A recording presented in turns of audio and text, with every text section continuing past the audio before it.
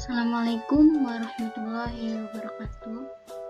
Perkenalkan, nama saya Syifa Eni Zakia dari Politeknik Fiksi Info Serang sebagai mahasiswa jurusan akuntansi.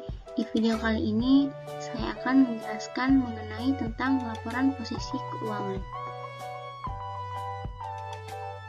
Baik, sebelum saya menjelaskan materinya, saya akan memberitahukan terlebih dahulu submateri apa saja sih yang bakal saya jelaskan. Jadi, di materi pertama, saya akan menjelaskan mengenai tentang pengertian dari laporan posisi keuangan. Di materi kedua, saya akan menjelaskan mengenai tentang format dari laporan posisi keuangan. Di materi yang ketiga, saya akan menjelaskan mengenai tentang fungsi dari laporan posisi keuangan. Di materi yang keempat, saya akan menjelaskan mengenai tentang keterbatasan dalam laporan posisi keuangan. Di materi yang kelima, saya akan menjelaskan mengenai tentang komponen laporan posisi keuangan. Di materi yang terakhir yang saya akan jelaskan mengenai tentang contoh soal dan jawaban dari laporan posisi keuangan. Materi yang pertama yang akan saya jelaskan mengenai tentang pengertian dari laporan posisi keuangan. Pengertian dari laporan posisi keuangan itu sendiri adalah laporan sistematis yang mengenai aktiva, utang serta modal dari suatu perusahaan pada suatu periode tertentu. Laporan ini juga dikenal dengan istilah neraca atau balance sheet. Laporan posisi keuangan disebut juga statement of financial position, merupakan istilah lain yang sering digunakan untuk menyatakan balance sheet. Seperti yang sudah diketahui, laporan ini mencakup kondisi harta atau aset, kewajiban, dan modal pada waktu tertentu. Materi yang kedua yang saya akan jelaskan mengenai tentang format dari laporan posisi keuangan.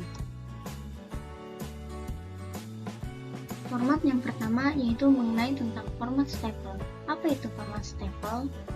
Jadi, format staple adalah laporan keuangan yang disajikan secara vertikal.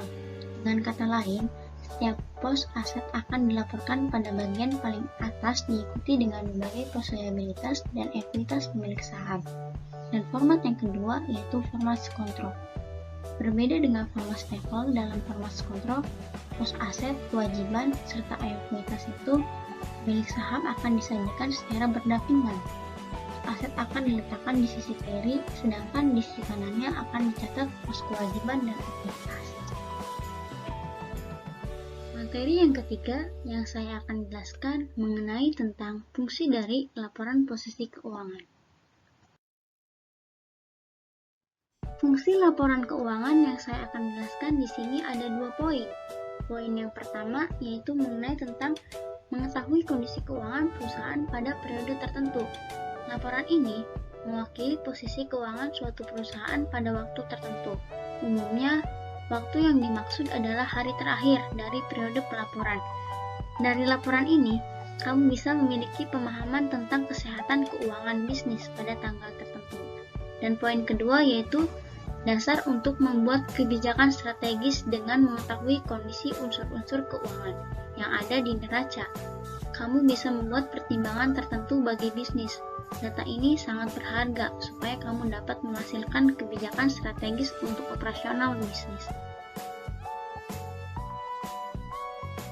Materi yang keempat yang saya akan jelaskan mengenai tentang keterbatasan laporan posisi keuangan. Jadi, keterbatasan laporan posisi keuangan yaitu tentang keadaan dan peristiwa masa lalu yang tidak dapat digunakan sebagai bola kaca untuk meramalkan keadaan di masa yang akan datang bila tidak dilengkapi data dan informasi lain yang diperlukan untuk membuat analisis proyeksi masa depan.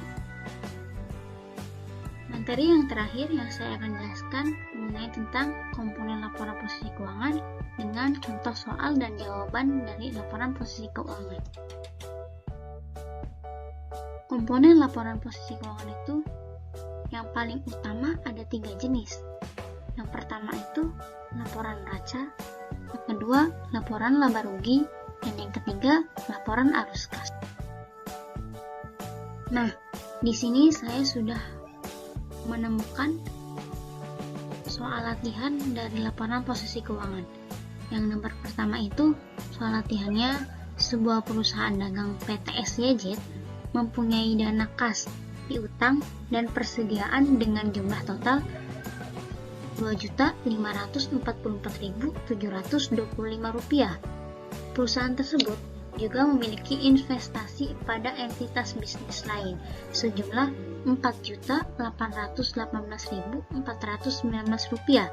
Sementara itu, terdapat utang pajak dan utang bank jangka pendek yang perlu dibayarkan sebesar Rp2.461.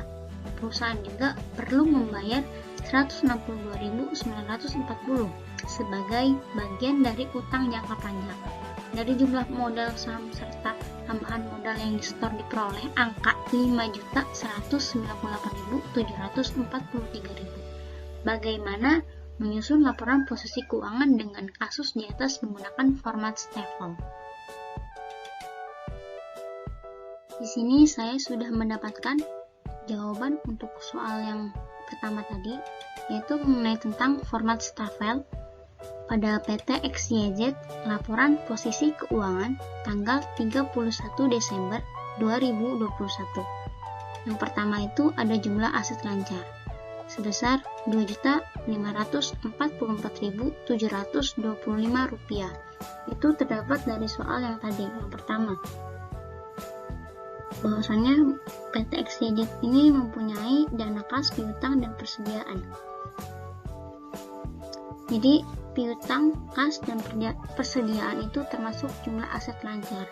Dan adapun bahwasannya aset lancar itu bisa dirubah menjadi uang dalam jangka waktu kurang dari 12 bulan. Jadi makanya dinamakan dengan jumlah aset lancar. Yang kedua ada jumlah aset tidak lancar sebesar Rp4.818.419. Itu juga terdapat dari soal latihan tadi yang bagian keduanya, yang bagian investasi pada entitas bisnis. Bahwasannya entitas bisnis memang tidak bisa dirubah kurang dari 12 bulan. Jadi dari jumlah aset lancar dan jumlah aset tidak lancar, kita bisa mendapatkan jumlah aset sebesar Rp7.363.144. Itu terdapat dari jumlah aset lancar ditambah dengan jumlah aset tidak lancar. Dan yang kedua ada jumlah liabilitas jangka pendek sebesar Rp2.161. Itu terdapat dari utang pajak dan utang bank jangka pendek. Jadi kita tulis di sini sebagai utang jangka pendek, lah liabilitas jangka pendek sebesar Rp2.161. Yang selanjutnya jumlah liabilitas jangka panjang sebesar Rp162.940. Di sini sama saja, terdapat dari soal tersebut bahwasannya PT XYZ mempunyai utang yang perlu dibayar sebesar Rp162.940 sebagai utang dari jangka panjang. Kita tulis di sini sebagai jumlah liabilitas jangka panjang. Dari jumlah liabilitas jangka pendek dengan jumlah liabilitas jangka panjang kita tambahkan, menghasilkan jumlah liabilitas sebesar Rp2.164.401. Dan adapun perusahaan PT XYZ ini memiliki penjumlahan modal saham serta tambahan modal yang disetor dengan diperoleh angka sebesar Rp5.198.743. Di sini kita tulis sebagai jumlah ekuitas. Nah, dari jumlah liabilitas ditambah dengan jumlah ekuitas tadi, kita menghasilkan jumlah liabilitas dan ekuitas sebesar Rp7.363.144.000, sama dengan nominal jumlah aset sebesar Rp7.363.144. Soal kedua, ada buatlah laporan posisi keuangan dengan tabel informasi di bawah ini menggunakan format kontrol. Ini ada tabel laporan posisi keuangan, tabel informasi. Di aset ada kas, piutang, perlengkapan, dan juga peralatan. Di liability dan equity ada utang dan juga modal. Sini kas menghasilkan piutang menghasilkan 5.000, perlengkapan menghasilkan 50.000, peralatan menghasilkan 160.000, utang menghasilkan 5.000, dan juga modal menghasilkan 313.000. Baik, di sini sudah ada jawaban format kontrol untuk jawaban yang soal nomor 2 tadi. Michael Agus, laporan posisi keuangan atau neraca pada tanggal 31 Desember 2021. Yang pertama ada aktiva lancar. Jurnalnya yaitu kas sebesar Rp103.000. Itu terdapat dari soal yang tadi, yang table, yang bagian aset, yang kas. Ini keseluruhan dari tanggal 1 sampai tanggal 7 dijumlahkan menjadi hasilnya 103.000. Yang kedua ada piutang sebesar 5.000.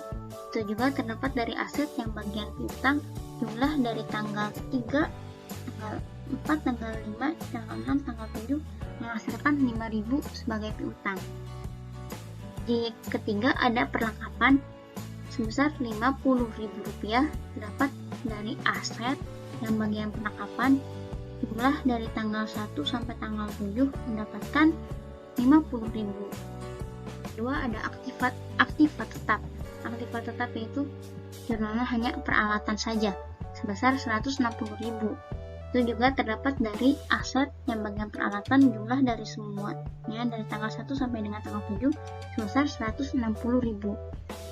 Nah, jadi dari keseluruhan aktiva lancar dan aktiva tetap ada kas, piutang, perlengkapan, kita jumlahkan semuanya dengan peralatan menjadikan hasil jumlahnya sebesar Rp318.000.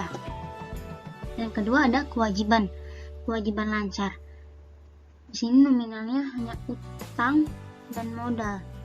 Utangnya sebesar 5.000, maksudnya modalnya sebesar 313.000.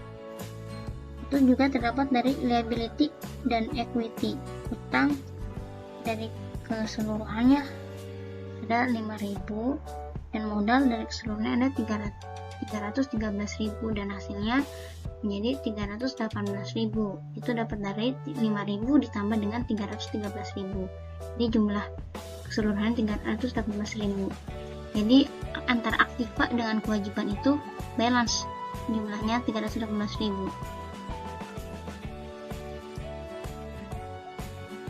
Mungkin itu saja yang dapat saya sampaikan. Terima kasih sudah menonton video ini dari awal sampai akhir. Semoga bermanfaat. Wassalamualaikum warahmatullahi wabarakatuh.